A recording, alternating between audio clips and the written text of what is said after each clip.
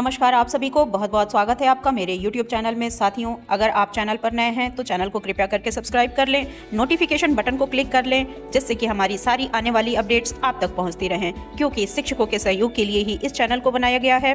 तो आज की वीडियो में हम बात करेंगे 12,460 शिक्षक भर्ती, जिस पर कि सुप्रीम कोर्ट का ऑर्डर आया है। आइए देखते हैं कि 12,460 शिक्षक भर्ती में जिन लोगों को नियुक्ति पत्र प्राप्त हो गया है उनके लिए क्या आदेश है। साथियों, आप सभी के लिए बहुत बहुत शुभकामनाएं हैं। आप सभी जिन्हें भी नियुक्ति पत्र प्राप्त हो गया है वे हमारे इस शिक्षा विभाग में स्वागत के योग्य हैं। उनका बहुत बहुत स्वागत और अभिनंदन है। और आइए हम देखते हैं कि सुप्रीम कोर्ट का क्या आदेश है। साथियों, लखनऊ की डबल बेंच से जो 6,470 पदों को भरने का आदेश आया था, उसके बाद से SCRT की तरफ से सराहनीय कदम उठाया गया। हमारे सचिव बघेल सर ने बेहतरीन कदम उठाते हुए सरकार और अधिकारियों ने मिलकर के लगभग 85% से अधिक रिक्त पदों के आवेदक जो कि पिछले 7 वर्षों से सहायक शिक्षक बनने का सपना देख रहे थे, उनका सपना साकार करने का पूरा प्रयास किया और उसे मूल रूप भी दिया। कुछ लोगों ने फर्स्ट काउंसलिंग के दौरान 31 तारीख और कुछ लोगों को सेकंड काउंसलिंग के दौरान 7 जनवरी को नियुक्ति पत्र प्राप्त किया। सब कुछ बिल्कुल ही सही चल रहा था। सरकार और अधिकारियों की सराहना भी हो रही थी। लेकिन पुनः जो 51 के अभ्यर्थी हैं, उनकी कुछ गलत सोच की वजह से 8 तारीख को उन्होंने सुप्रीम कोर्ट में एक याचिका टैग की और इसके अनुसार इस पर उन्होंने सुनवाई की। सुप्रीम कोर्ट का ऑर्डर भी जारी हुआ और उस ऑर्डर में क्या आदेश था, आइए देखते हैं। इस ऑर्डर में यह मेंशन था कि जो भी वैकेंट पोस्ट हैं, अर्थात कि 12,460 शिक्षक भर्ती में 8 तारीख को जो भी वैकेंट सीटें हैं उस पर स्टे लगाया गया।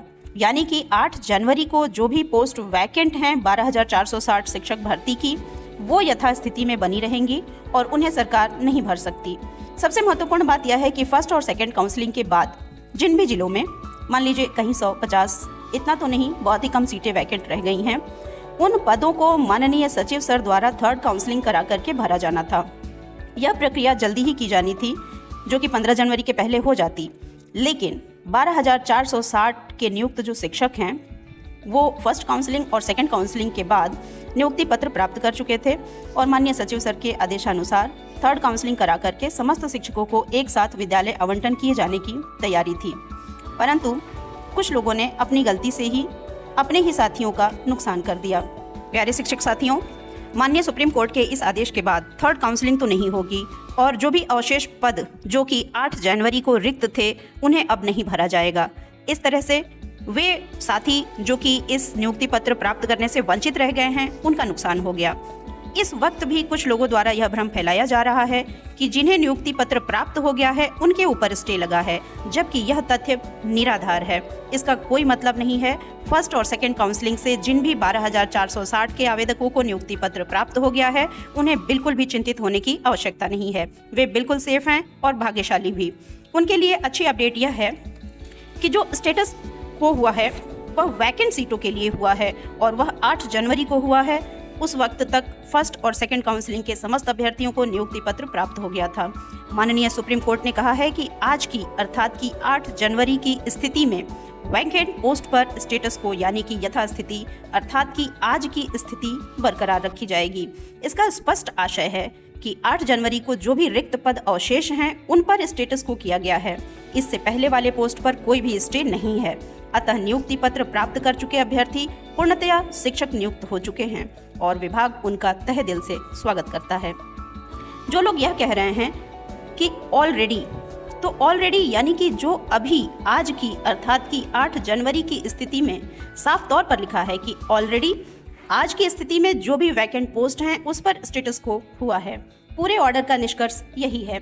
इससे यह तथ्य बिल्कुल स्पष्ट हो चुका है कि जिनको नियुक्ति पत्र प्राप्त हो गया है, अर्थात जिन्हें माननीय डायट प्राचार्य व BSA सर द्वारा नियुक्ति पत्र अर्थात की नियुक्ति का आदेश प्राप्त हो गया है, उन्हें घबराने की बिल्कुल भी जरूरत नहीं है।